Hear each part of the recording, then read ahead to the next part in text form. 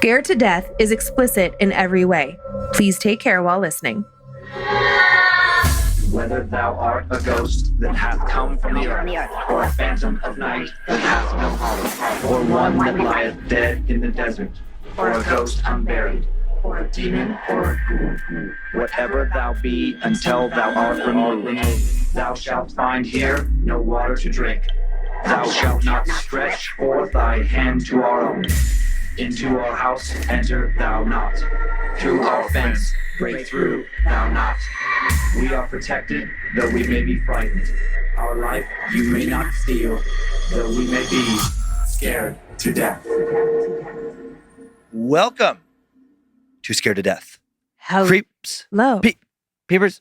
Roberts and Annabelles. That was annoying. Why did you do that? You gotta switch it up. Okay. I'm Dan. Listen, we're just two lost young people, so could you please open the door and let us in? I'm playing my with my God. black-eyed child doll. I had forgot that that forever. she spoke, and she's so cute. And then I just thought, like, wait a second, is she the original Wednesday? Oh, yeah. Just the way she looks with her haircut. So, yeah. She's adorable. Anyways. Happy Thanksgiving to our American listeners. This coming out Thanksgiving week. Yeah. We hope your holiday is full of tasty food, fun moments with the family, and that no malevolent entities are tormenting you. Hopefully, at the very least, a lot of you can be thankful that this year you're not being haunted in some threatening, terrifying, menacing way. But if you are, send in your story of torment to my story at scaredtodeathpodcast.com so the rest of us can enjoy it. I love that pitch. We can be thankful for your horror. Yeah, no, this is a great idea. I'm very thankful that so many of you are still choosing to listen to this show every week. We do not take that for granted. One quick charity mention today, and then we are off. Off to the races. Mhm. Okay. So this month, the month of November, my birthday month, for anybody who forgot. In November, we always choose a veteran military type nonprofit in honor of Veterans Day, which is also my birthday.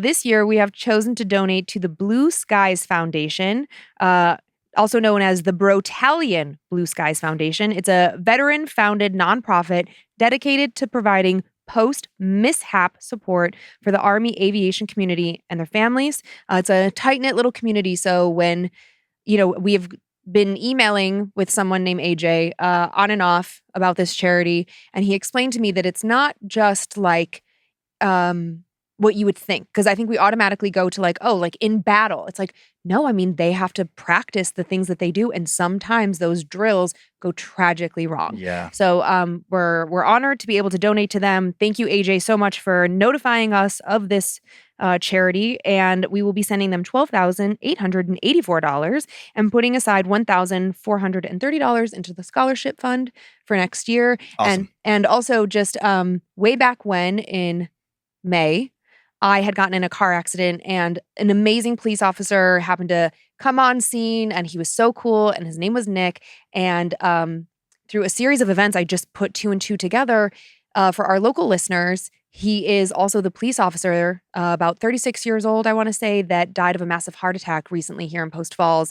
Just really sad, leaves behind a fiance and a couple of kids. And so just want to send love to his family, regardless of them being fans. It's just when you meet somebody, they become, they're not just a fan listening. Now they have a name and a face, and we have pictures with him. And he hugged me after like a really scary car accident and made sure I was okay. And, I wish that we could hug his family and make things okay for them, but just hug your loved ones a little bit tighter. You just never know.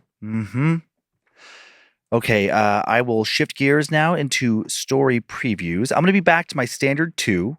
A mysterious disappearance, and an urban legend that some think is more than just a legend. My first story will focus on the strange circumstances surrounding the disappearance of a young man in Colorado back in 2008 named Joshua Maddox. Did he die in a terrible accident? Was he murdered? Finally, if he was murdered, was he killed by forces very much of this world or by something paranormal? And then my second story will bring us to a cemetery in Iowa, where an angelic statue has gained a reputation for not being very angelic. Is the Black Angel of Iowa's Oakland Cemetery cursed? If you're not careful with when and how you approach it, can it choose to send you to an early grave? Okay. What are your stories?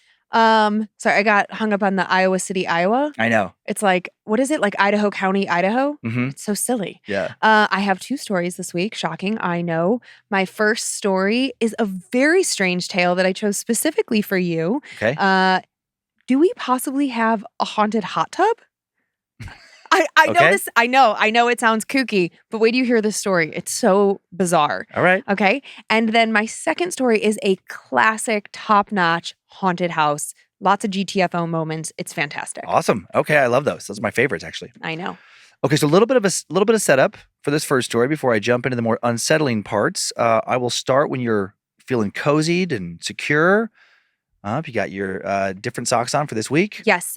They say manifest that shit, and I just think they're fantastic. Awesome. We have covered several stories of missing persons on Scared to Death over the years. In every one of these cases, it's always such a nightmare for the family to have to suffer through the disappearance of their loved one, to wonder how they could possibly just be gone without a trace, vanish like a puff of smoke. I literally can't imagine. Oh, no, terrible. As the months and years pass with many sleepless nights and no answers, only more questions, the nightmare deepens.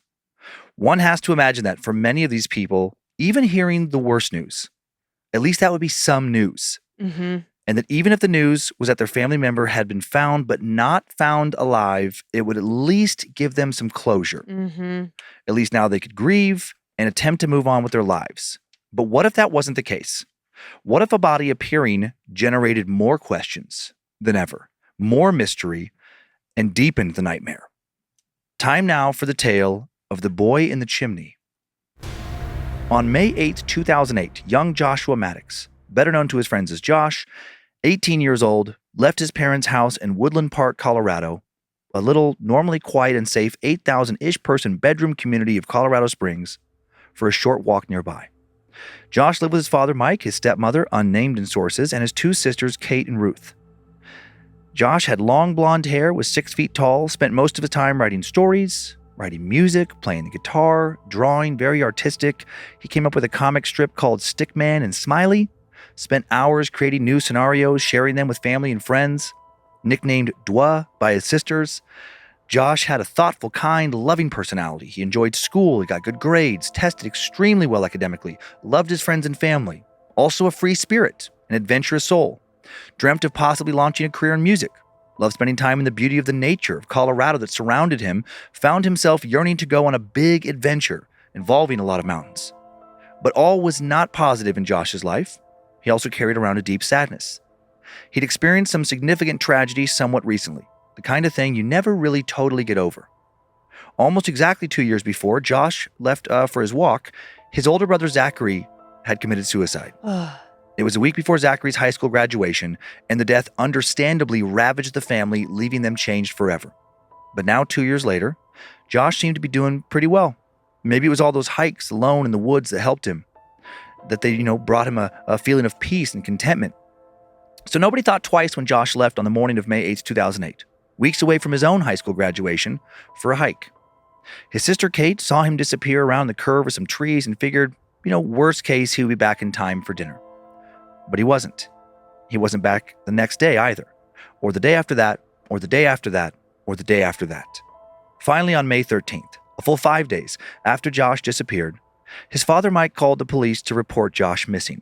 He waited 5 days? Yes, while it certainly may strike many as odd that he waited so long to report him, as it did me when I first read it, his family, they just still weren't sure anything drastic had happened due to Josh's mercurial nature in some ways. Kate would later remark that Josh had hinted at running away numerous times before, and not in some angry, troubled youth kind of way, but rather in an adventurous sort of way. She said Josh was a free spirit, and he always told us that he was going to have a great adventure and that he may not talk to us for a while. And when he said a while, we thought maybe a few years. While Kate wondered if Josh finally left to start the grand adventure he'd talked about, their father, Mike, was frantically looking for him before the police were called. He later told the Pikes Peak Courier, "I went to work one day and came home and he wasn't there. The next day he still didn't come home. I called all his friends. Nobody'd seen him. Nobody knew where he was. I didn't know what to do, so I called the police." When Mike called the police, after waiting that period, after he'd managed to contact all of Josh's friends, and after he felt like he'd given Josh more than enough time to return on his own, the police were not too alarmed. They were quick to float the idea that maybe Josh did just run away, and he was legally an adult, technically free to do as he wished, and there were no signs of foul play. Mike was not convinced there wasn't foul play. He persisted that something had happened to his son, and authorities, friends, and family now formed a search party and scoured the neighborhood and nearby Parkland area where Josh may have decided to go walking/hiking, but absolutely nothing turned up. Not a single indication of what may have happened. Month after month, no fresh clues emerged. He had just vanished. Kate tried to believe that Josh had simply started another life, that he'd somehow become a successful touring musician, or maybe written a novel under a pen name, or that he realized that he preferred a solitary life in the woods. As unrealistic as all this sounded, why wouldn't he at least call, though, and let her know and the rest of the family know that he was okay? But Kate still clung to hope. 7 years would go by without a single solid break in the case. There would be speculation that he had been murdered, more on that in a bit, but zero hard evidence. Finally, in 2015, part of this mystery would be solved. 80-year-old Chuck Murphy, a builder from Colorado Springs, decided it was time to demolish his old wood cabin on Meadowlark Lane. He had originally purchased the cabin way back in the 1950s.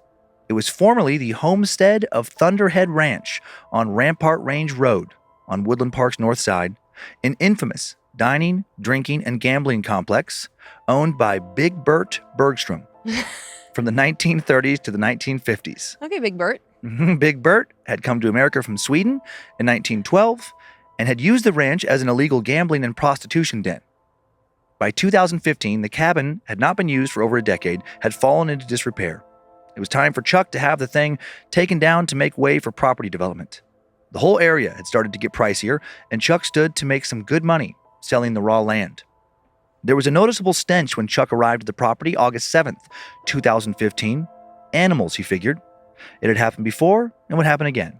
But as the workers dismantled the chimney, Chuck saw something. Oh. What looked to be a mostly skeletal human hand. When more stones fell away, he nearly fell to the floor out of shock. Before him now was the dead, very decomposed body of a young man, cramped into a fetal position with his legs curiously above his head. Dental records would later identify the body as belonging to Joshua Maddox.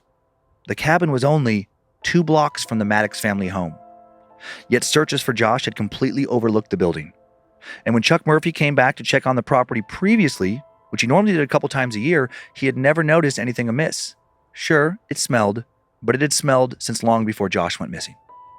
The Teller County coroner, Al Bourne, did an autopsy, found no evidence of any drugs in Josh's remains. There were no signs of trauma, no broken bones, no knife marks, no bullet holes. He didn't starve to death either. So what happened? Hypothermia? Despite being May when he disappeared, it did still dip below freezing for the first few nights following his disappearance. Did he die of dehydration? Perhaps. Maybe some suspected Josh had decided to get into the cabin via the chimney and had become stuck there. But there were some problems with that theory. When Chuck Murphy had renovated the cabin 20 years before, including the chimney, he had a thick wire mesh hung from steel hooks installed to prevent raccoons and other animals from getting into the house. That entire setup was now nowhere to be found. It was unlikely that Josh had removed it and then also climbed down into the chimney. So had someone else removed it? And did they remove it so they could push Josh's body into the chimney and hide it? Maybe. But why go to all that trouble instead of just hiding the body somewhere else? It's not like chimneys are a common body disposal location. Also, the breakfast bar inside the cabin had been torn from the wall, placed next to the chimney as though to block it off from the inside. Who did that and why? To prevent authorities from discovering a murder? But if that were the case, why, when Josh's body was found and he was only wearing a thermal shirt, was the rest of his clothing found inside the cabin, easy for anyone really looking to spot, folded up neatly and placed next to the fireplace? If he was murdered, why would a killer not do a better job of hiding his clothes when that killer had gone to so much trouble hiding the body? Making all this more confusing, Josh's body was found in the fetal position with his legs above his head. He would have had to enter the chimney head first in order to die like that. Why would he do that? Or was he pushed or thrown in? The police, seeing all this, did not suspect foul play. They didn't think he had been killed. So what did happen? If he was by himself when he died, why would Josh have first broken into the cabin, moved the heavy breakfast bar, placed it in front of the chimney, then taken off most of his clothes, folded them neatly, placed them next to the chimney, then headed back out of the cabin, climbed up onto the roof, finally dived half naked, head first, into the chimney. That doesn't make sense. Adding to the confusion, while the police never bit on the murder possibility, some of Josh's friends did. They would think his death had something to do with a man named Andy Newman. They would think Andy killed him. Josh had started hanging out with Andy shortly before he went missing, and after Josh went missing, Andy left, headed down to New Mexico, where he befriended the caretaker of a disabled man.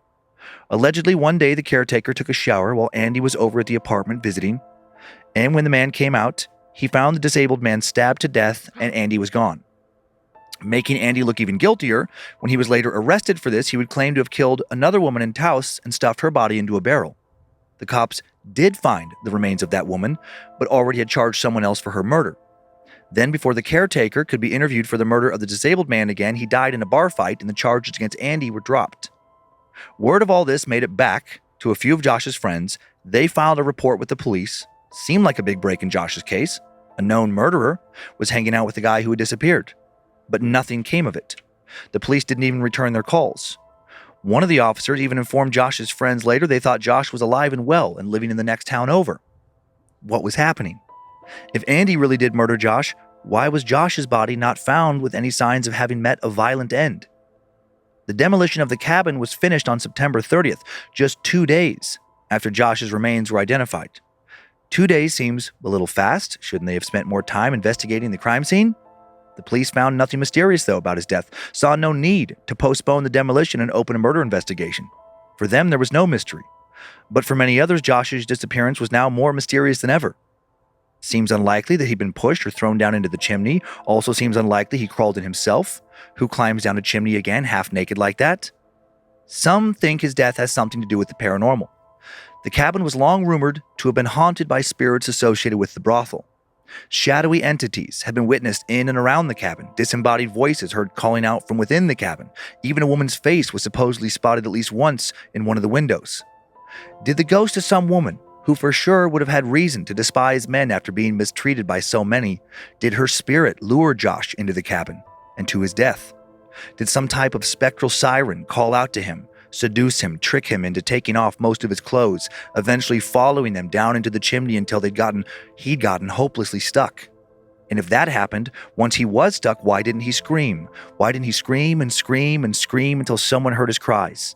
Again, he was found just 2 blocks from his home, not way out in some remote and desolate patch of wilderness. Did something prevent his cries from being heard?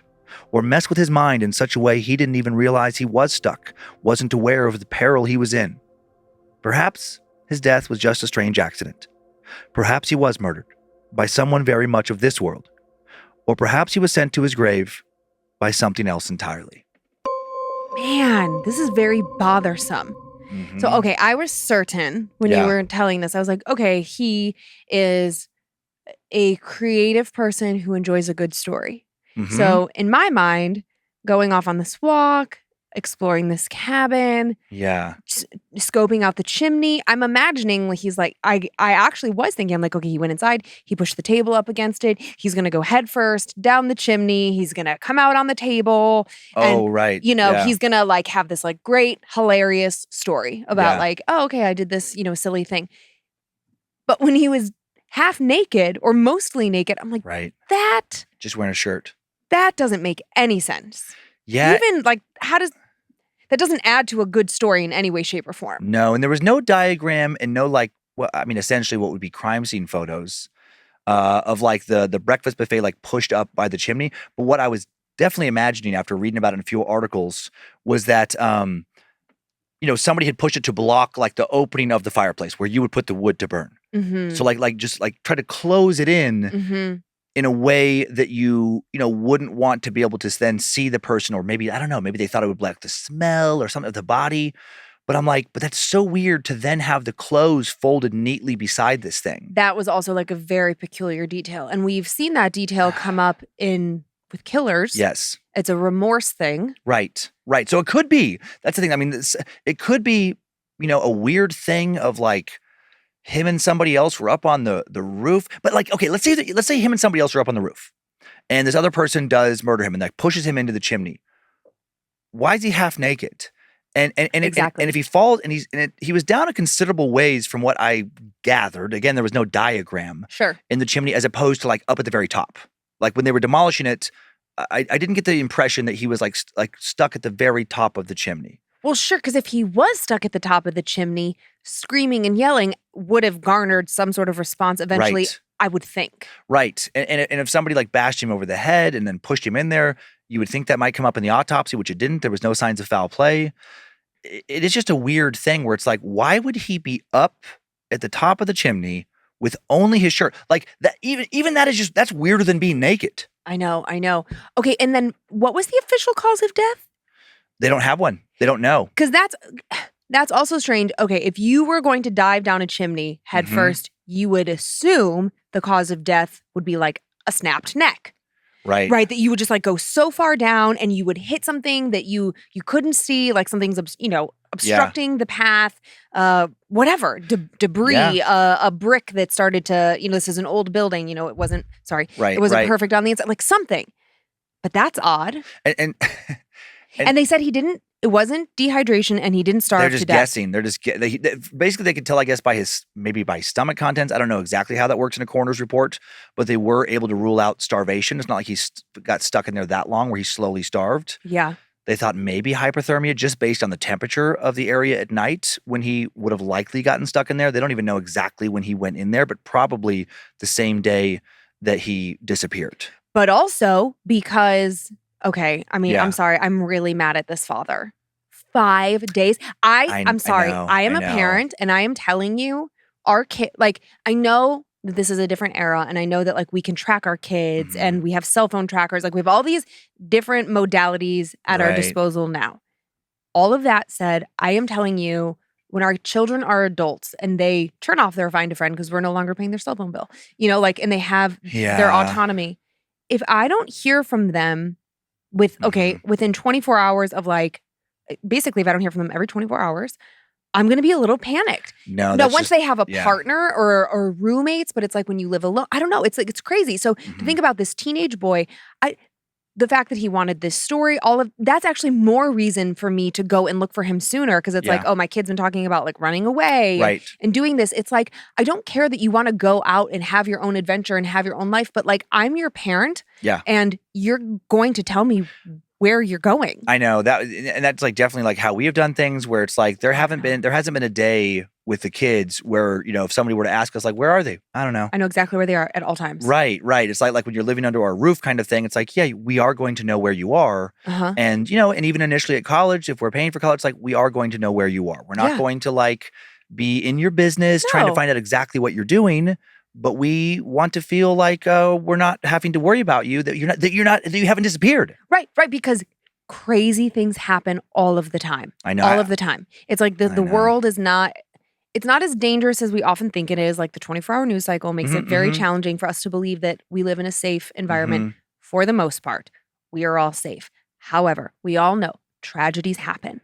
And I'm not even saying it's preventable. No, and I did a lot of speculating too. It's like, I mean, my mind went to this place where it's like, because of his older brother. I know. What if the father was, I just haven't, had that experience. And I'm like, what if he shut down because of depression, because of just, like that's such a trauma. Oh my God. I don't know. And I do feel bad for this dad. I don't want to judge him because it's like, you know what? And the sisters didn't seem to bump on it. Exactly. And I was going to say, like, nobody knows a kid and their personality better than their own family, right? Exactly. So it's like, if this wasn't really like an odd or peculiar behavior, and I am certain that this father is beating himself up to this day. Sure. If I just would have looked sooner, if I just, and you can't like live you said, like that. It wouldn't have changed anything in all likelihood. But okay, going back to that, it's like, they don't know when he died or when he got in there. Right. So, and it was so long after he went missing that they found the body. Right. It's like, actually, he could have been out having his adventure and then something else he could have been on his way home.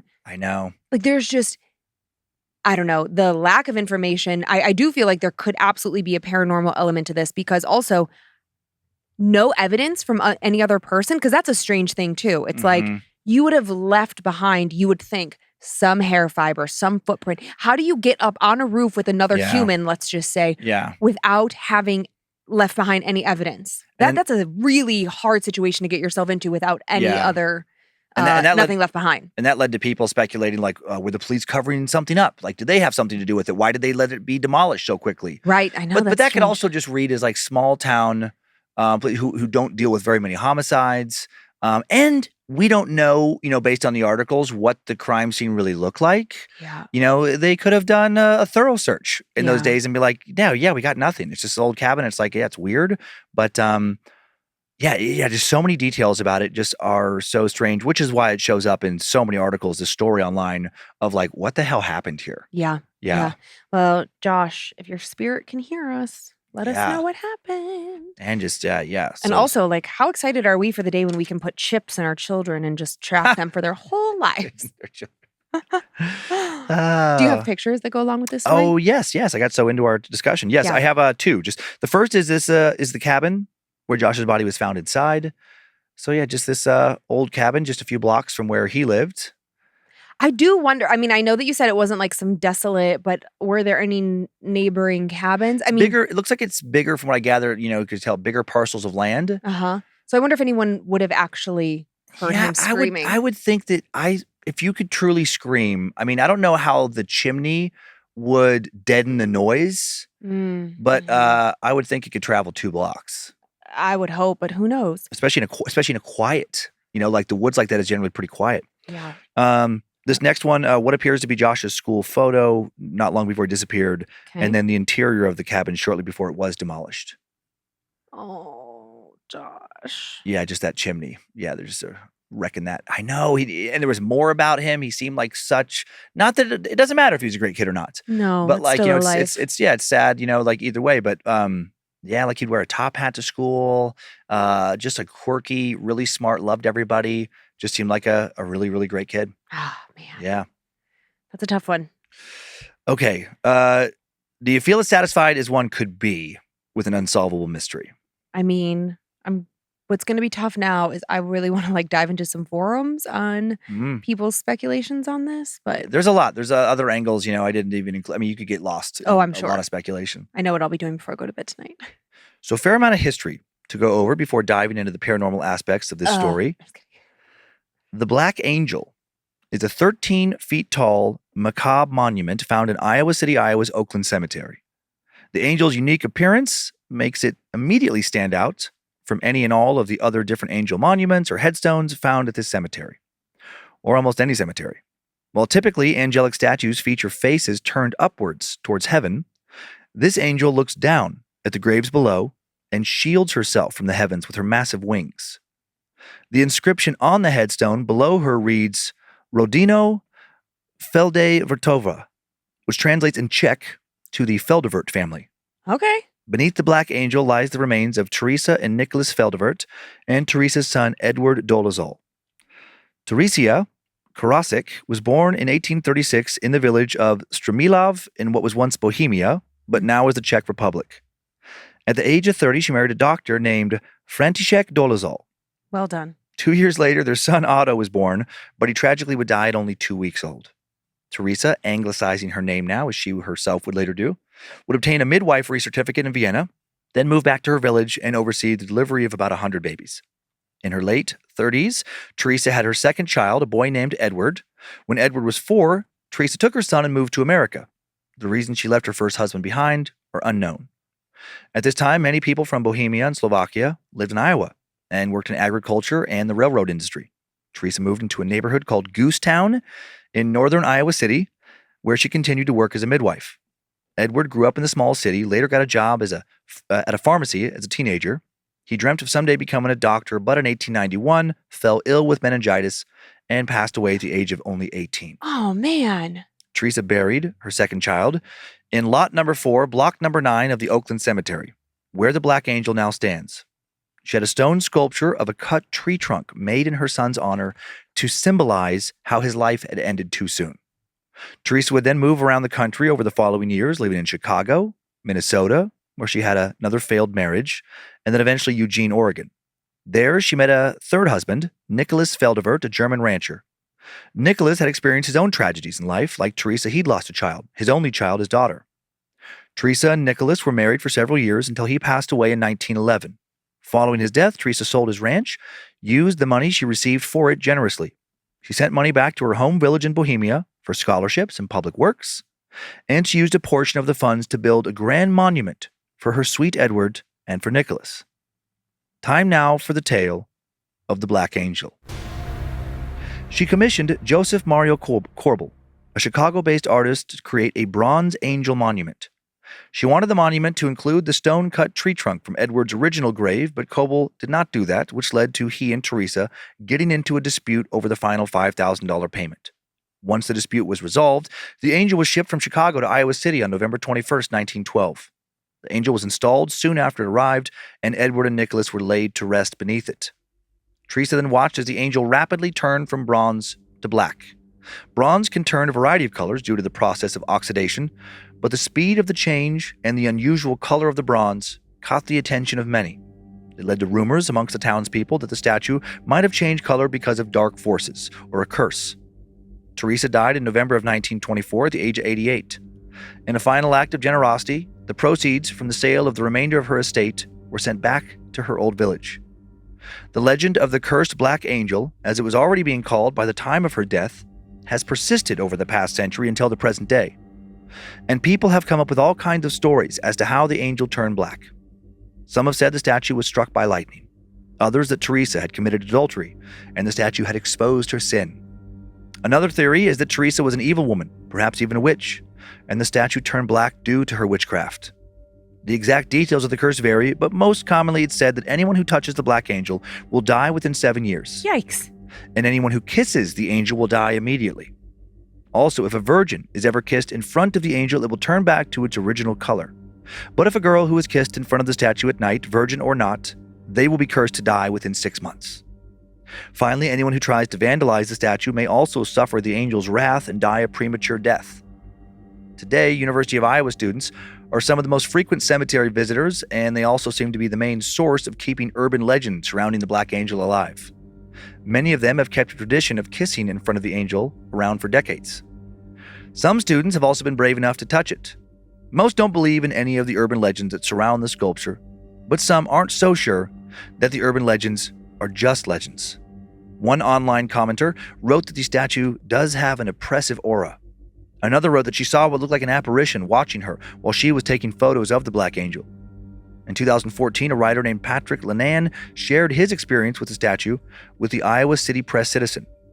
He said he came to the cemetery with his friend, and when he turned to look at his friend, he saw something out of the corner of his eye. Lenan wrote, "I know what I saw. Directly behind him was an old woman, clad in a long black dress. Her hair, a silvery hue, fell into a tangled mess across her face. In the split second I saw her, she stared at me. Her eyes, black as a statue, connected with mine, and she was gone." The following story was posted anonymously by someone else who now believes the Black Angel is more than just a source of made-up legends. This writer believes he is responsible for a death associated with the Black Angel. I've thought about posting this for a long time. I've come to the conclusion that I won't be charged with anything since a curse can't really be used as evidence in court. It happened a long time ago. I was a sophomore at the University of Iowa, and I was in a fraternity, but I won't say which one. It was pledge season when this happened. A lot of the stuff we used to do as pledges, or to pledges, was and is unacceptable. I went through some pretty intense hazing the year before, and it was no different this year. Except this was supposed to be the tame, easy part. Myself and my roommate and friend, Parker, were tasked with overseeing one of the pledge challenges at the Oakland Cemetery. All we had to do was go to the cemetery at night and watch our pledge kiss the Black Angel. Standard stuff. I did the same thing my freshman year. I was a little nervous about the curse, but obviously I didn't take it too seriously because I did it. And I was still here a year later. So the next year, I really didn't believe in it when we showed up at the cemetery. But I pretended I did and helped tell a story about how 1 in 100 pledges will die within 7 years after they touch the Black Angel, and we never know which one it'll be, and blah, blah, blah. Our own variation of the classic curse story. On our scheduled night, my frat brother Parker and I drove out to the cemetery and waited for the pledge in the dark. Carson, the pledge, showed up a few minutes later, seeming apprehensive as he eyed the statue up and down. I was feeling a little nervous myself, which was weird. I hadn't felt that way at all my freshman year. The statue's face was always turned down.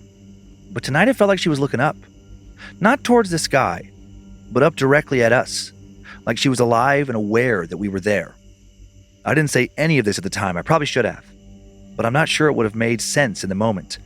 I don't know that I could have properly conveyed exactly what I thought I was seeing or feeling. Parker started talking first when we made it to the tombstones, shining his flashlight at Carson as he spoke. Okay, pledge, you have to kiss the black angel. Before you do, we have to warn you that 1 in 100 pledges will die within 7 years of touching her. Could be you. Could be one of your friends. No one ever knows who the angel will choose. Are you sure you want to go through with this? Carson hesitated before saying, no. Parker did a double take. No? Carson was now staring into the angel's eyes, and I wondered if he could sense what I did. He swallowed nervously, then spoke again.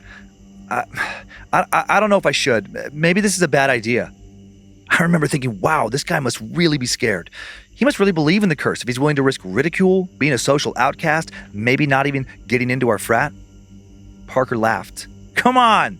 We've all had to do it. Just get in there and get it over with. Carson was still looking at the statue. His body was tense, his eyes panicky. He took one step towards the statue and froze. I can't, he whispered. Parker continued taunting him. Do you want out? Do you want me to go back and tell everyone you're such a pussy? That there's no way we can let you in? Parker, I said, finally interrupting, he doesn't have to do this if he doesn't want to. Carson said nothing. He was starting to weird me out with how he wasn't moving, just standing there, so intensely focused on the statue's eyes. It looked like he was having some sort of silent communication with it. He didn't even seem aware that we were talking about him. Parker now stepped behind Carson, grabbed him by the back of his jacket. How about I make you touch it? He asked. Parker, I tried to warn him against it, but I couldn't stop him. Or I guess maybe I could have, but I didn't. Parker shoved Carson, hard. No! Carson shouted as he fell forward. Instinct forced Carson to throw his hands out to catch himself from slamming face first into the statue. His palms hit the lower part of the angel. Carson's eyes now widened in horror, his mouth opening, and he said nothing. Why did you do that, asshole? I confronted Parker. He just laughed, turning to Carson and said, There, you're welcome. He turned to me. We can go home now. It's a win for everybody. And then Parker started walking back to his truck. I needed to follow him since he was my ride, but I worried about Carson. He was still kind of freaking out. His hands were still planted on the statue. His breathing was rapid. I gently put a hand on his shoulder. Are you good? He jerked away from me, and I saw a look of real terror in his eyes. I didn't know what to do, so I told him, You know the curse isn't real, right? It's just made up to scare people. It's just an urban legend. I said that even though I wasn't sure I totally believed that anymore myself. Now that Parker was gone, the intense energy around the statue had amplified. All I wanted to do was get away from it. Carson still didn't say anything. He just looked pissed, scared, spooked. He looked at me like he was trying to figure out if I'd heard or seen whatever he had. I thought for a moment he was going to share with me whatever that was, but then he just shook his head and started to storm off towards his vehicle. I remember thinking that he was still acting strange, that maybe I should follow him, try to get him to talk, but instead I hustled over to Parker, not wanting to be left alone in the cemetery with that statue. I tried not to think about what happened for the rest of the night, but it was hard. I couldn't stop replaying the way the angel had loomed over us in my mind, how it seemed to have its head tilted up and away from the ground, or the look of fear in Carson's eyes.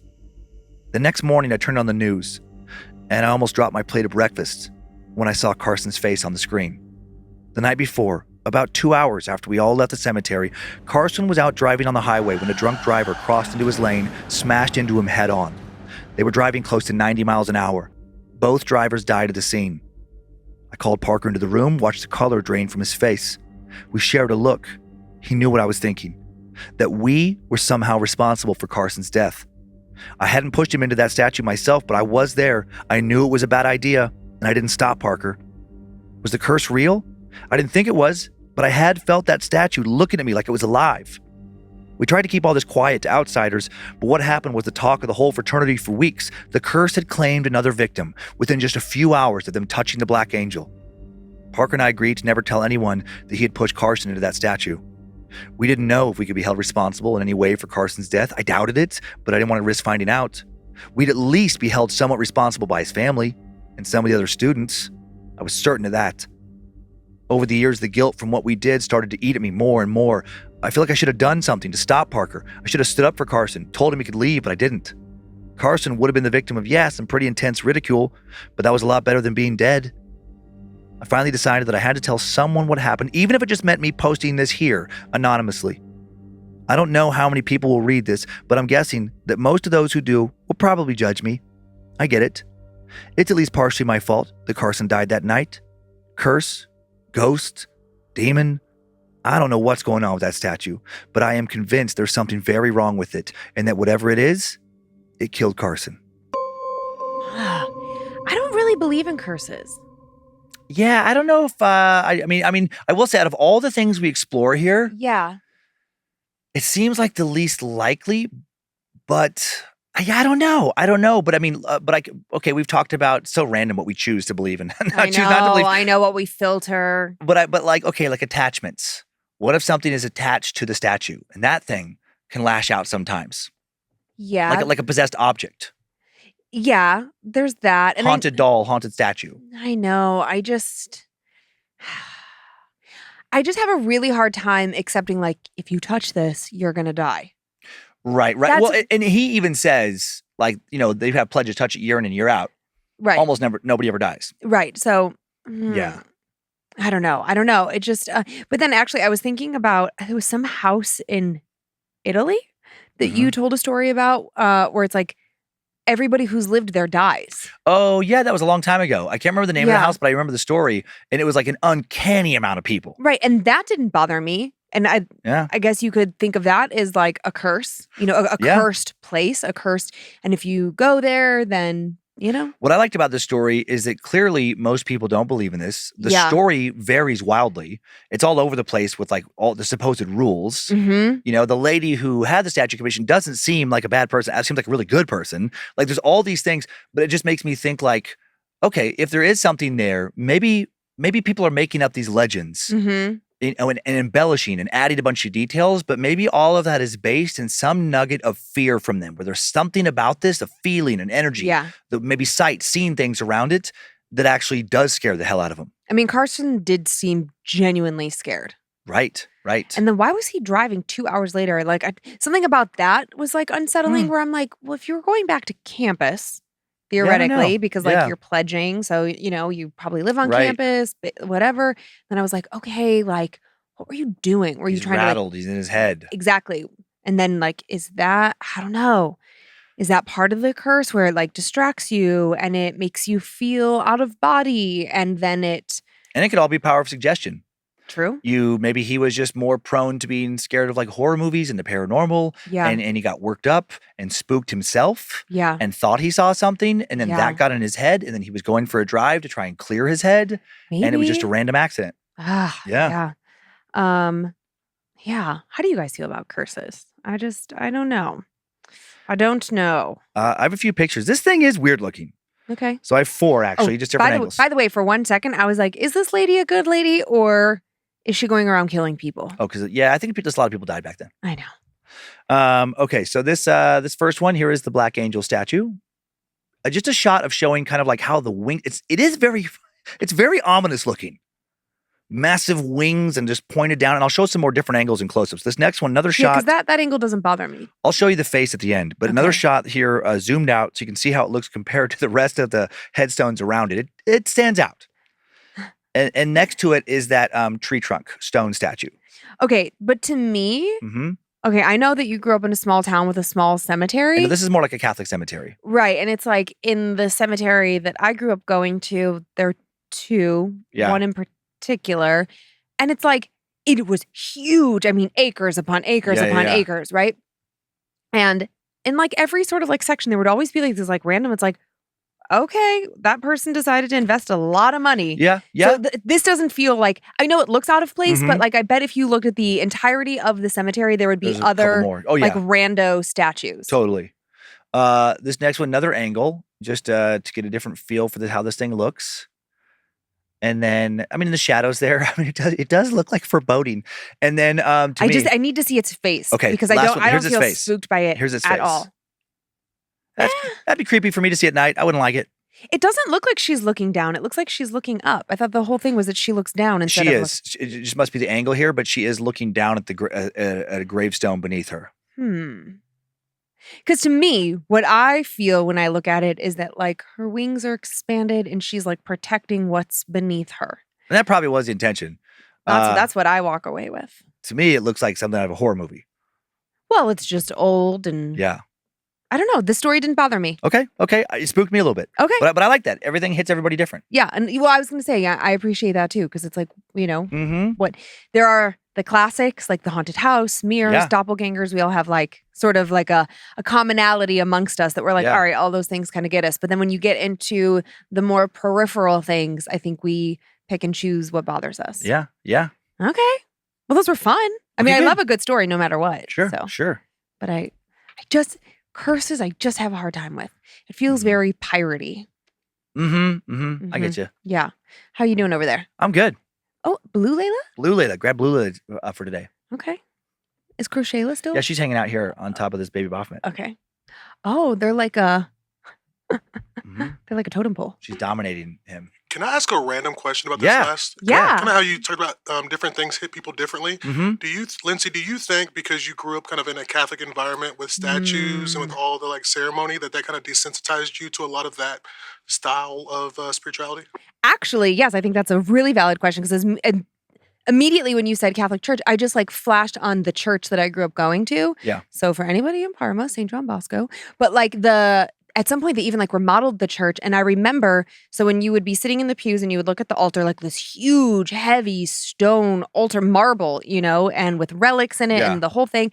And then on either side, recessed in these like beautiful like carve outs, there's a giant statue of Mother Mary. And then another giant statue of, I think it was of Joseph or maybe like our patron saint. But I mean, and then just like all over our church, like the Stations of the Cross were very realistic and they were statuesque. I think that's a really valid point that Tyler brings up because there's so much statue. And then like, oh my gosh, we had this like prayer room. I'm not entirely sure what to call it because it was outside. Anyways, but it had a statue. Yeah, statues were actually a huge part of my upbringing. Maybe that's creepy to me. And I don't know about Tyler growing up in a bigger area like Louisville, how to be different. But I know Tyler grew up. I almost called him Kyler, like our son. But Tyler grew up. People do make that mistake with our son all the time. He really appreciates it. Tyler, like Protestant, where it's like Protestant churches. They don't. It's like idolatry. They don't have like the statues. It's not a thing. So, and for me, those were the kind of when I would go to church. Those were the churches I was around until like college. And my exposure to those kind of statues, 99% was horror movies. And like the cemetery in Riggins is just headstones. There's no mausoleums. There's no statues. And the first time I went to a cemetery, and actually recently even, when I went to that Forest Lawn in Buffalo, and all the statues kind of like that and mausoleums, I'm like, this place is creepy as shit. Interesting. I love cemeteries. My dad and I have loved cemeteries forever. And like, if we would be somewhere, we'd do like, okay, let's see if we can find the oldest grave. Just like I like that too. Right. But I'd rather be in the Riggins Cemetery than in the Buffalo Cemetery if I had to stay overnight. It's like... One's way scarier than the other to me because of all the statues. Yeah. I mean, here in the kind of light of day, because now we're in daylight saving, so it's like there's no daylight left. But in this like moment, I'm like, it doesn't matter to me one or the other. It's all the same. But thinking about it like at night and the fact that giant statues would cast giant shadows and mess with my vision, then yes, I see that. Okay. Oh, but that is such a fascinating thing to think about. Like, what scares us has so much to do with, our own experiences in life. Yeah. Great question, Tyler. Thank you. Did that statue creep you out, or are you like, whatever? Oh, it definitely creeps me out. Yeah. Statues, growing up like as a non-denominational Christian kid, like we weren't, like you said, not around statues. And so when I see them, it definitely freaks me out. Tyler, you should look. There's photos. Oh my, we haven't done one in a while here, but it's like I cannot think of the specific names. But in Latin America, there's a lot of, they call it syncretic religions where it'll be heavily Catholic influence because of the Spanish. Spanish colonize these areas and they bring Catholicism, but then there's the local indigenous like Aztec religions. And because of the transatlantic slave trade, there was like these West African religions and they couldn't practice them openly, but they wove them into Catholicism and they turned their gods, kind of mixed them with like the Catholic saints. and it became all kind of like voodoo dolls, but also all these little statues and stuff. Like when we were in Oxnard. Like Santeria, right? Yeah, I don't. Ish? No, it's like, it is Catholic. It's a type of Catholicism, but it's way more mystical. And like we went to that store in Oxnard, which was like a Catholic supply store, but they didn't just have like Mother Mary. I thought they that had was like a Santeria skeletons. store. It was like, it's technically Catholic, but they had like these skeleton dudes and like all these different kinds of saints that are not part of like, maybe not canonized the same way. They're like folk saints. Oh, I wish I could think of the name, but like it's straight up like horror movie shit if you're not like raised in that. Huh. Mm-hmm. Well, we can do some Googling. I love it. I love it. Like artistically, Yeah. I'm like, ooh, this is like a cool, spooky vibe. How do you feel when we're in New Orleans and we go to a cemetery there? It's creepy. Huh. I mean, I like it, but it's definitely like very strong horror movie vibes. But not like do you ever feel like an energy shift? Do you feel something with you? But if I walked around at night, I would get weirded out. But that's different. That's just like, I'm scared because it's the dark and I'm in a cemetery. But I'd be more scared in that cemetery than in like little old Reagan cemetery, which is headstones. Yeah. Those don't bother me. Yeah, the New Orleans cemeteries, I mean, they're so interesting. I'd be waiting for something to walk out of one of those crypts. Oh, okay. Well, I don't have those concerns. I guess I don't know. We had a lot of death in my family. Spent a lot of time in cemeteries and funeral homes. So they just are like so commonplace to me at this point. I'm like, yeah, whatever. I don't know. I think I have like I have a different relationship with death than you do. You do. I'm here for it. Let's go. Oh boy. That's weird thing to say. I know. I was just kidding. It's like, I'm going to be 40 soon. I'm probably like, that's it. It's over for me. I'm just making my peace with it now. Are you ready to hear about this strange, maybe haunted hot tub, but also maybe like a possessed object? This is such a weird story. Okay. Haunted hot tub. All right. It's like a hot tub time machine, but very different. I love that movie. All right, here we go. Okay. Hello, Dan and Lynze. Hello. My name is Melody, and I'm Native American, and I've always been told that I and my family are more in tune with our spiritual side due to the practices and ceremonies that we partake in as part of our Native American culture. I've always put up a bit of a wall, though, because I don't want to see any apparitions. I do still hear and feel them, though, and occasionally I've seen them despite not wanting to. I just don't want to see them, like, fully. I can't make out their characteristics like much of my family is able to do, and I'm good with that. My childhood home was extremely haunted. There were numerous apparitions living with us, and we named them all. There was the little man under the stairs, the tall shadow, the fisherman in the bedroom, the little girl who liked dogs, the weeping woman in a wedding dress in the backyard, and so on. You get the picture. My family tried to catch proof of them all of the time with voice recordings and pictures, and they even tried using a Ouija board once, but they'd never had any luck. One cold night in December when I was about 15, my Aunt Sabrina and I had the great idea to enjoy a long, relaxing night in the hot tub in our backyard. We were the only ones home, and we figured, why not? So we got in the hot tub at about midnight and spent the night pointing out the stars, watching the moon, and listening to music on Pandora. Throughout the night, we both felt something touching us in the water. We would say something along the lines of, "Stop touching me." And both of us would reply, "I'm not touching you." And so we would just play it off and didn't give it much attention. At about 1 a.m., we noticed the blinds moving in the kitchen and just assumed it was my uncle, Sabrina's brother, messing with us, or maybe even just checking to see where we were. We didn't actually see him, so we just assumed he had popped them open, took a quick look, and then went about his night. But it turns out that he never actually came home that night. So who was in the kitchen? Then 3 a.m. hits, and Sabrina and I begin seeing things in the backyard. We were facing different ends of the yard. I was facing our fence where I saw a shadow walk along the fence line. I decided not to say anything and pretended it just didn't happen. Sabrina, on the other hand, saw an orb fly into a tree in the corner of the backyard, and then shortly thereafter watched a shadow drop down from the tree and run towards us, and the shadow ran straight into the sliding glass door and disappeared. After that, we didn't see much more activity, but we continued hearing things here and there. And at about 4:45, they were dedicated to this night in the hot tub. At about 4:45, we decided we should probably get out, shower, and get to bed. After some debating of whether or not it was time to get out, something very creepy happened. The music we were listening to started to glitch.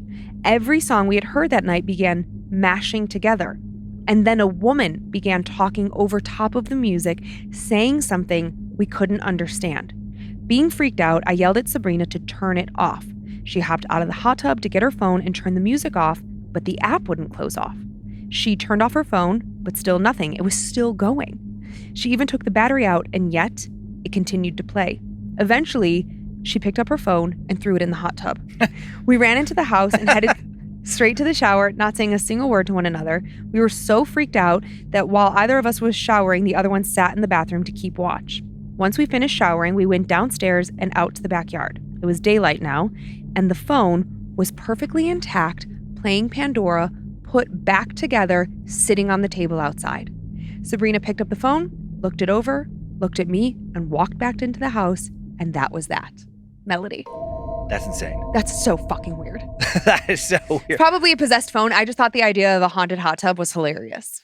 That was making me think before the phone was recovered at the end. Uh-huh. I was just picturing because I'm assuming they were underage, for some reason I had them pegged as kids, like teens or something. I don't know. And then I was picturing like being Sabrina's parent and be like, I'm sorry, why did you throw your phone in the hot tub? Oh my God. We find out that the reason like Kyler's phone landed on the floor of the shower is not because he's an idiot trying to listen to music in the shower, but because it was possessed. Right. And then I had other thoughts about like, okay, two ways, one good, one bad, associated with the hot tub.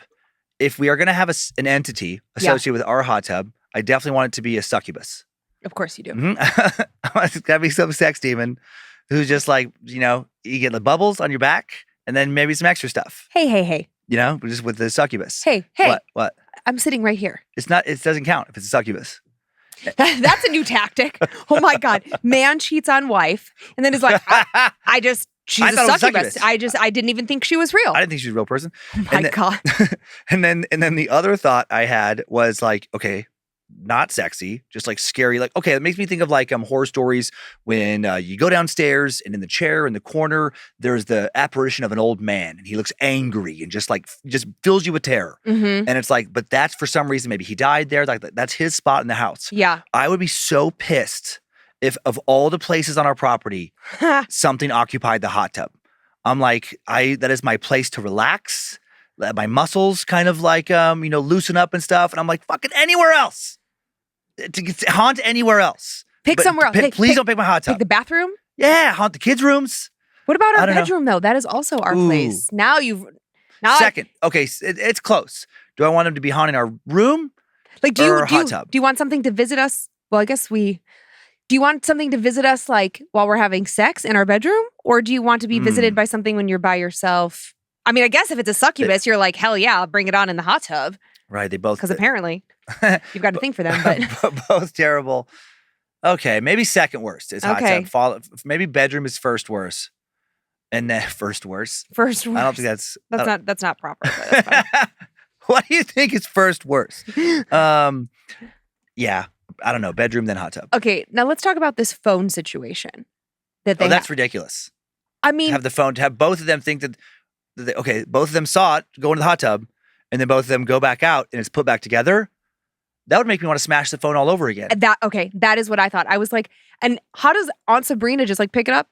She's like, okay, cool. And just goes inside and is like, no big deal. Oh, wait, Aunt Sabrina? I missed the aunt part. I knew Sabrina, but I didn't catch Aunt. Oh, okay. Oh, yeah. I wonder, but that's why I gave you that like weird look when you said that, like, well, they must have been teenagers. I mean, at the beginning, Melody does say that she was about 15, but she was spending, she was. With her aunt. Yeah, I missed the aunt part and just thought it was her. Okay, got it. But also, like, I mean, the way that, it sounds like a multi-generational living situation. Mm-hmm. So it's like, people do have young aunts and uncles all the time based on like. I think it's funny when somebody has an aunt or uncle younger than them. Oh, yeah. It cracks me up. Oh, it kills me. Monroe went to school in grade school with this kid where it was like the kid's grandma.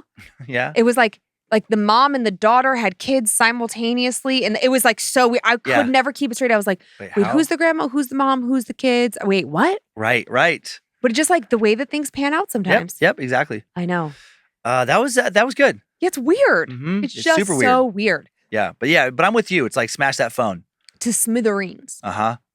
Can't use that phone after that. Not after an experience like that. No, but apparently, I don't know. I guess, whatever. But other people are more comfortable with these things. It's like, I guess good for you. But also, okay, what about this? What if like they should smash it because by not smashing it, they're just like carrying this spirit around now. And even though like Aunt Sabrina's like, I don't care. It's like, yeah, but the rest of us care. Like, do us a favor. When you don't like get rid of something like that, are you then putting other people at risk or danger of the spirit? Maybe it doesn't bother you. You don't feel it. You don't see it. It just, whatever, you have a different approach. Maybe maybe Sabrina liked the touch that she got in the hot tub. Oh, okay. They didn't say like what the touch was. Like, was it like an aggressive poke? Was it creepy? Or was it like a nice thigh rub? Okay. I'll take a thigh rub. Yeah. Maybe Sabrina will take a I'll thigh take an rub as well. incubus. Okay. All right, fine. If you get a succubus, I get an incubus. We can sit at different corners of the hot tub. That is so disturbing. You could have the incubus corner, and that way I could be like, whoa, no, you don't want to sit there. Like certain people, like, that's the incubus corner. Like this is the succubus corner. This is the incubus corner. This is the like you don't get touched corner. We don't. Okay. Yeah. Now Monroe's our only child at home, and I don't know if she knows truly what an incubus or a succubus is. But once the hot tub is fixed, and the next time we go in there with her, I want you to like say something to her. Okay. Like, hey, Dad, not that corner. No, that's the incubus corner. She's gonna be like, what? She probably knows the band and will be so confused. I know. Okay, are you ready for a classic haunted house? Yes. And this is great. Hello, Dan and Lynze. I'm going to give some background just to give myself a little bit of credibility here. I'm a registered nurse with a master's degree, and I'm currently in the final few months of obtaining my doctorate. Because of previous experiences, though, as a child, I do believe in the supernatural. However, I approach this with skepticism, and I appreciate alternative explanations or debunking. My husband is a disabled veteran who served 2 tours in Iraq. The first tour was before we met, and the second was 1 year after we were married. When we were first married, I moved myself and our 3-year-old daughter to a home he bought in a town surrounding his duty station. We had searched for homes together, but could not agree on anything, so finally I told him to just pick whatever he wanted and to buy it, and we would move out there. And that's what he did.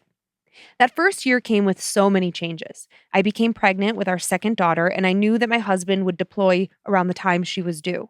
I was not acclimating well to the Army lifestyle. I did not have any friends, and I was far away from my family. My husband deployed when our newborn was 3 weeks old. I found myself alone with a newborn and our 4-year-old and no support system. We struggled financially because I was unable to find a nursing job that would accommodate my responsibility to my children. It's hard to work a 12-hour shift or be on call when traditional childcare is geared towards the normal 8 to 5. During his deployment, weird things would happen on occasion, but nothing remarkable. For example, my interior garage door opened in the middle of the night and set off the alarm. I concluded that the wind must have blown against the exterior garage door and caused a pressure change that caused the door to fly open. My husband returned from his deployment a completely different person, but that's not my story to tell. I eventually found a job working weekends so that I could be with our kids during the week, and my husband could be with them on the weekends while I worked. I would take off work on weekends that he had duty or other obligations. With our new income, I decided it was time to remodel our home. And of course, this is where it all began. Or maybe it began when he came home and we just didn't notice yet. Our oldest was 6 at this time and our youngest 2. We had so much to tackle and we decided to complete most of the work ourselves. Things started off easy to explain away. Objects would get misplaced and eventually reappear in places where I'd already looked. My oldest daughter often talked about the little boy in her closet. She even drew a picture of him and put it on her closet wall. What an imagination my little artist had, I thought. Another time, my 2-year-old stuffed animal flew from the foot of her bed and hit me in the face while we were sleeping. Obviously, my husband had been playing a prank on me, even though he denied it. I did make the occasional joke that those stuffed animals we'd bought off eBay came to us haunted. Our youngest daughter was into Rugrats, and eBay was the only place you could find the character toys. At this point, we were making jokes about our house being haunted, but we weren't taking it seriously until the big event. Now, this might not seem big to you, but it scared me and motivated me to seek help. My husband and children were in bed sleeping one night. It was early, so I decided to have a little me time and watch some TV by myself. Let me set the scene. Our living room had a couch, a love seat, and one of those big, oversized swivel chairs. And like many busy families, my swivel chair was used as the laundry chair. As I was watching TV, a shirt flew across the room and hit me in the face. I jumped up and I went to our bedroom to wake up my husband. Of course, he didn't believe me, but he did stay awake with me for most of the night afterwards. The next time I went to work, I told my coworkers that I thought my house was haunted. One of them actually believed me and connected me with one of her friends. I cannot remember what verbiage the friend used to describe her skill set. She didn't use the words psychic or clairvoyant, but that is how I would describe her. I spoke with her on the phone, and arranged a time for her and one of her gifted acquaintances to come to our house. In the meantime, things were still happening. My schnauzers started waking up in the middle of the night to bark at the foot of the bed where nothing was ever there. I once woke up to see the torso of a shadow figure hovering over top of my husband. And I know what you're thinking. Get the fuck out, right? But it just wasn't that simple. We were still slowly remodeling our house and we were not financially stable enough to move. Finally, the two women came to my house. One carried a blue glass bottle and sprayed the contents in the corners of every room. We were told that the limestone surrounding our house had created a large amount of energy that attracted roaming spirits. They would come in and out of our home. The little boy in the closet was one of those roaming spirits, but he had decided to stay. We were also told that one of the previous owners was a very mean and violent man who left negative energy. The focus of that energy was in the room my husband utilized as his man cave. However, there was also a negative presence that they could not figure out. They were not sure where this entity came from. Several scenarios were discussed. It could be demonic. It could be something that came home with my husband from Iraq. Whatever the entity was, it seemed to be attracted to my husband. These women did tell me that I was surrounded by the presence of the Archangel Michael, and that there was also a Native American man by my side who was an ancestor of mine. And my deceased father, he was also with me. I was surrounded by light and safety. Although I am skeptical of this type of belief, I told them that it totally checked out because I have had many close calls in my life. They ended the visit by burning sage in the house and instructing me how to perform a cleansing ritual. I was also given the little blue bottle to continue to spray in the corners of my home each and every day. These women never charged me, and they stayed available to answer my questions day or night. I felt at peace, but strange things still continued to happen. At night, I would wake up and check on my daughters. Sometimes there would be a thick mist that would dissipate as I would walk through it. This mist always gave me anxiety. One day, my youngest told me that there was a man in her bathroom. This was during the day and my husband was at work. I knew that we probably did not have an intruder, but I did not want to be dismissive. I held her hand and asked her to show me. She took me to the bathroom, but of course, there was nothing there. I asked her, "Where is the man?" She stated, "Behind you." I turned around, but there was nothing there.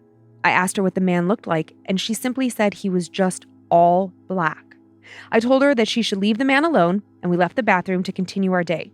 Surely this would make many people get the fuck out, but we still didn't feel financially stable enough to do it. It was such a stressful situation. My husband did not want to admit to having any paranormal experiences. He always said that if he admitted to it, he would have to leave our home for good. My husband is definitely not a Darren. However, he did have a few experiences of his own. He used to see a shadow person dart from his man cave across the hall to the bathroom. But his most extreme experience involved both of us. I was still working 12-hour shifts on the weekends. I would come home each night and tell my husband about my day and then take a shower. My house was a 45-minute drive from work. One evening, I pulled into the garage and my husband frantically ran out to the garage yelling at me, "Did you just leave and come back?" I was so confused. I told him that I had just gotten home. I'd had a long day and I simply wanted to be with my family. He then proceeded to tell me that him and I had just had a conversation. I had come home from work like I always did, and I told him about my day, and then I went to take a shower. This was impossible. There was no way I could have left work from the end of my shift and arrived any earlier than I just had. He was so scared and wanted to immediately leave the house without taking time to gather our belongings. I had to work hard to calm him down, to talk him out of abandoning ship. He would have left that day and never looked back had I agreed. On a day after these events, we were hanging out at our close friend's house discussing our haunted house. My husband told him the story of my doppelganger. Our friends are Muslim and told us that we probably had a jinn in our home. They explained that jinns were created by God, as were humans, but jinns were forged from fire.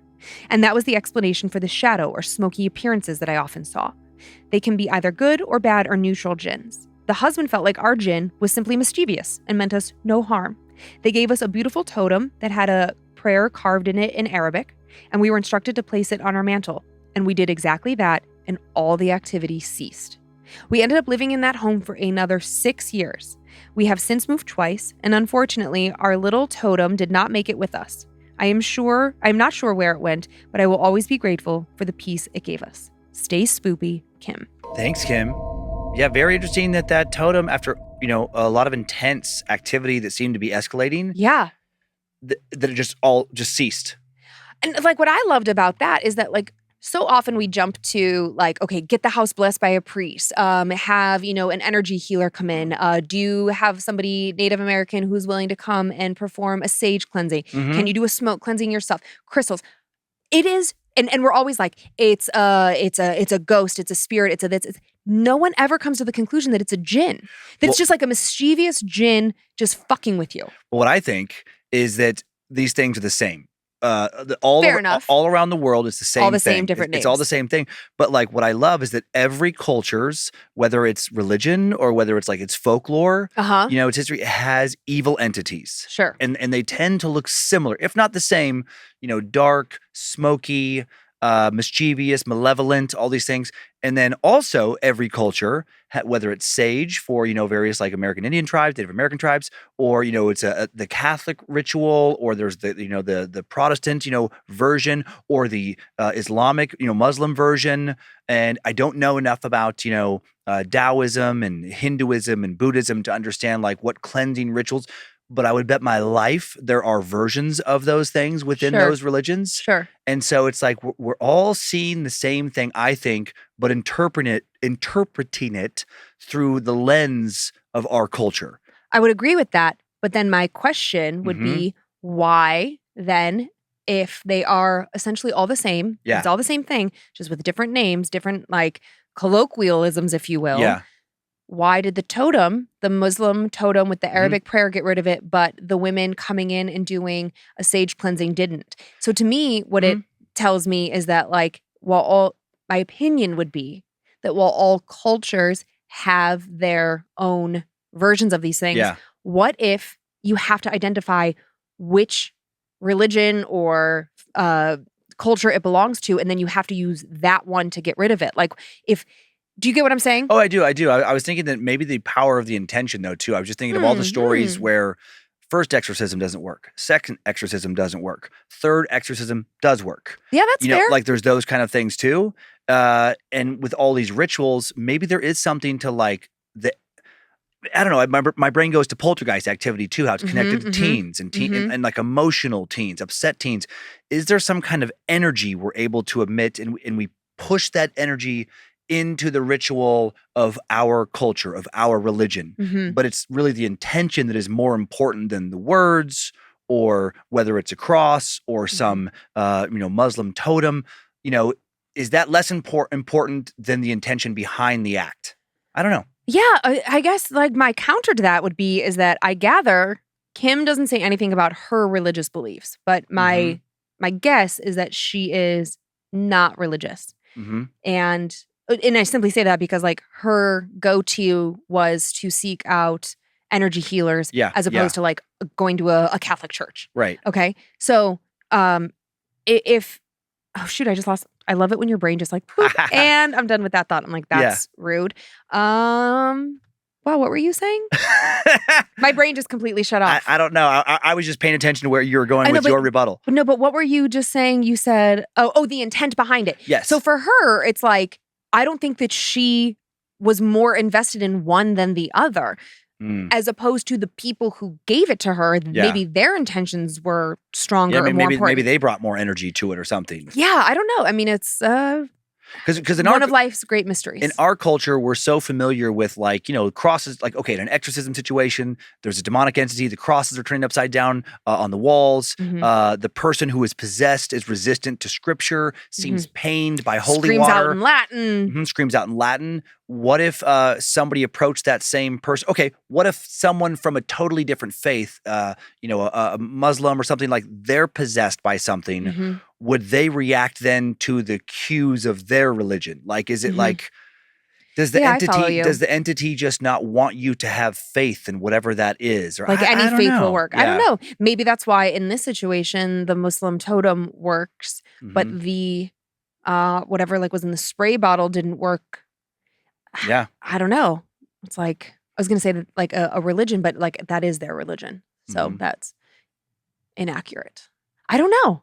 Yeah. I don't know. But I guess that's part of like what makes this also interesting. I think like that's the piece about the paranormal. Like obviously I don't love being scared, Mhm. but I love like this part of it, of like, Yeah. you know, the different religions, the different ways that we as humans protect ourselves, protect our families. How do we cure things in our Mhm. lives? How do we find solution and resolve and peace? And like, I'm very into the energy of it all. And like, Yeah.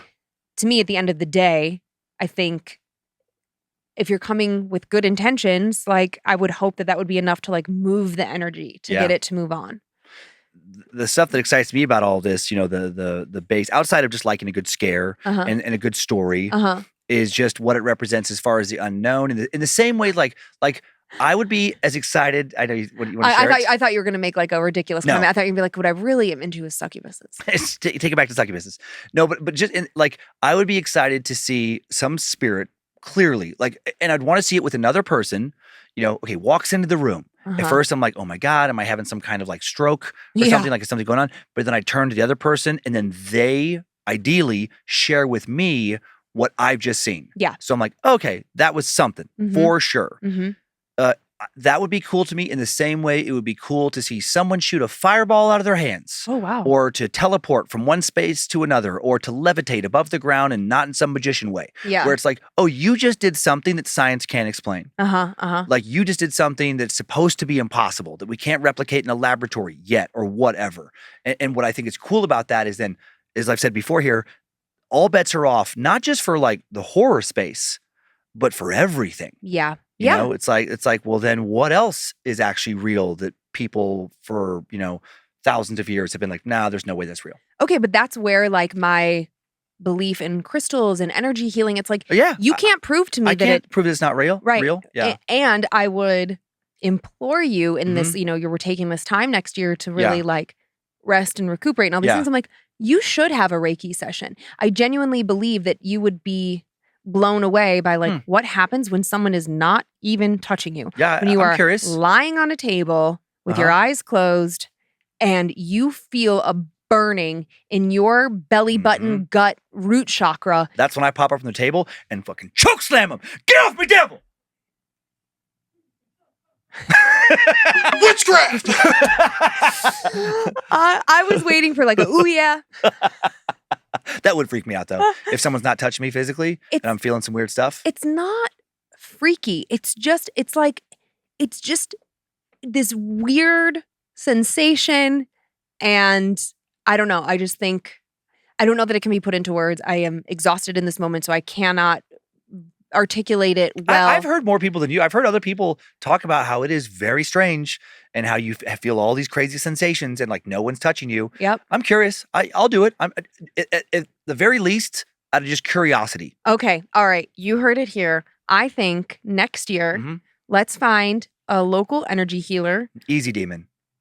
who is willing to perform Reiki on both of us Okay. and also willing to let us film it. Maybe we can like, you know, not have their face in it, but just like, because I think there's also like that element. I think that our fans would be really interested to see like, okay, what does this look like? Like for all of our skeptics out there, not all energy healers are going to be into this. So it might not work, but I'm going to work to make this happen. All right. Okay. I like it. You write it down. I'll do it. Yeah. That is going to be fun this next year to try some things like that. Yes. Mhm. I have to write it down. Okay. Reiki. Got it. Okay. All right. Would you like to do some shout outs? Yeah. I'll thank some Annabelles. All right. Go for it, bro. I would like to thank the following Annabelles for supporting us on this show so we can have our studio and staff and all these things. Mackenzie Hall. Thank you. The Sixth Crow. Candace C. DJ Rickety Bridge. That's a pretty funny DJ name. Jumaine. Lady Stormageddon, Dark Lord of All. I like that one. Me too. I don't know who you are, but I really like you. Ashley Newsom. Reese M. Jacobson, Andrea Miller, and... Hold on, you meshed that all together. Was it Reese? Oh, I'm sorry. Ashley Newsom, one person. Next person, Reese M. Jacobson. Oh, okay. Next person, Andrea Miller. Final person, Moonlight Joy. Okay, I was confused. I thought it was Reese M. Like, I thought it was like 6 names. Oh, like, yeah, wait, yeah. What? You sped Reese up all M. of a sudden. Jacobson, Andrea Miller, Rutherford III, Esquire. Exactly. Yeah. I would like to thank the following Annabelles for supporting us on Patreon. You make so many things possible around here. B. James, Hero. Just in case you didn't get it the first time. Hero. I need a hero. Holding on to the... That's beautiful, Dan. Justin Girdham, Edwin Cortez, Maureen Engel, Only AJ, Jordan V, Eric Garcia, Amy Johnson, Trick Riley, Sepulfric Starlord. That's all one. Just again, for anybody who didn't catch that. Amy Johnson, Trick Riley, Sepulfric Starlord. That's great. That's great. Hilarious. And Trisani Bennett. Nice. And then I have a few spoopish shout-outs. Okay. To Brandy from Slayer. Here's hoping you don't join the 27 Club, even though we know you're talented enough to, with love and appreciation from some bitch to a special bastard. That is one hell of a shout-out. Love it. To Dr. Spicy from Boo, happy birthday. You're an amazing wife and cat mom. Keep on being spicy. To Morgan from Justin, happy birthday. To Shayla from Shayla, happy birthday to myself. To Aaron, a.k.a. my beautiful queen, from your king, Zach, happy birthday. I hope we had a blast in Vegas together on our first trip there. You are not 1 in a million, but you are 1 in a lifetime. Aw. I love you always and forevermore. So sweet. Yeah. When's the last time you got me a sweet shout out? I literally knew you were going to say that next. Because like the extra sweet ones, I'm like, oh man. It's like when I watch a rom-com or just a drama with you. I'm like, when are you watching a rom-com? Because I hate those. Yeah, I guess I haven't. I don't know when I've seen a rom-com. I was trying to think of... Are you watching those with your succubus?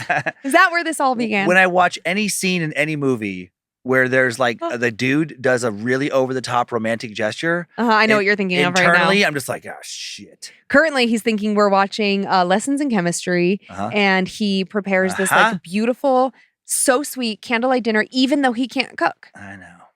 Do you guys know how many meals Dan has cooked for me? Okay. That is our show. Thank you for continuing to send in your personal tales of terror to mystory@scaredtodeathpodcast.com. You can email us for everything else at info@scaredtodeathpodcast.com. If you make giant romantic dinners for your spouse, you can write into gofuckyourself.com. Thank you to Tyler C. Why do I have to go fuck myself? I should have said thanks to Tyler C. for scoring and publishing today's show. Thanks to Heather Rylander for organizing the My Story emails. To book editor Drew Atana, polishing and preparing listener stories for book number 5. Thank you to producer Sophie Evans for finding the first story I shared this week, and to Olivia Lee finding the second. We are on YouTube if you'd like to watch us. Do it. We're on Facebook and Instagram where we post pics and accompany episodes and more at Scared to Death Podcast. We also have a private Facebook group, Creeps and Peepers, full of fellow horror lovers. Happy Thanksgiving and enjoy your nightmares, creeps and peepers, and hope you were scared to death. Bye. If spirits threaten me in this place, fight water by water and fire by fire. Banish their souls into nothingness and remove their powers until the last trace. Let these evil beings flee through time and space. Evil may pass through, but hath no home here within, scared to death.